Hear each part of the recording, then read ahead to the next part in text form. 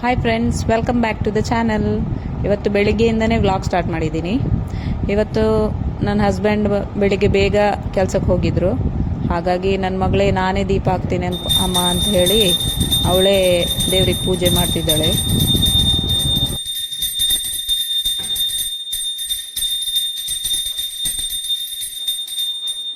ಇನ್ನು ಬೇಗ ಬೇಗ ತಿಂಡಿ ಎಲ್ಲ ಮುಗಿಸ್ಕೊಂಡು ಶಾಲೆಗೆ ರೆಡಿ ಆದ್ಲು.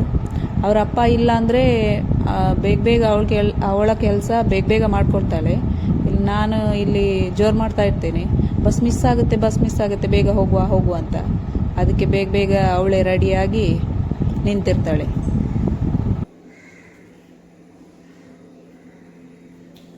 ಇನ್ನು ಇವಳಿಗೆ ನಡ್ಕೊಂಡು ಹೋಗೋದಂದ್ರೆ ಭಾರಿ ಖುಷಿ. ಮುಂದೆ ಹೋದವಳೆ ತಿರುಗಿ ಬೇಗ ಬನ್ನಿ ಬಸ್ ಬರ್ತದೆ ಅಂತ ಹೇಳ್ತಿದ್ದಾಳೆ.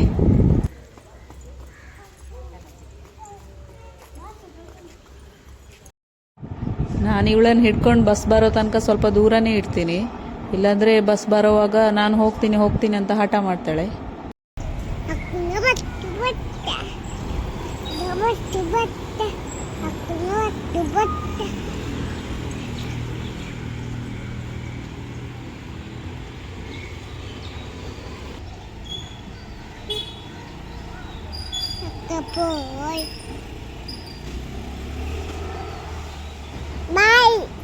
ಬಾಯ್. ಅವಳನ್ನ ಬಿಟ್ಟು ನಾವಿಬ್ರು ಮನೆಗೆ ಬಂದ್ವಿ. ಇವತ್ತು ನಮ್ಮ ಮನೆಗೆ ತರಕಾರಿಯವ್ರು ಬಂದಿದ್ರು. ಅವ್ರು ಬರೋವಾಗಲೇ ನನ್ನ ಮಗಳು ಬುಟ್ಟಿ ಹಿಡ್ಕೊಂಡು ಬರ್ತಾಳೆ ತರಕಾರಿ ಹಾಕೋದಕ್ಕೆ. ಇವರು ಎವ್ರಿ ವೀಕಲ್ಲಿ ಒನ್ ಡೇ ಬರ್ತಾರೆ. ಆಲ್ಮೋಸ್ಟ್ ಎಲ್ಲ ತರಕಾರಿ ತರ್ತಾರೆ. ಸೊಪ್ಪು ತರಕಾರಿ ಎಲ್ಲ ಫ್ರೆಶ್ ಆಗಿ ಸಿಗುತ್ತೆ.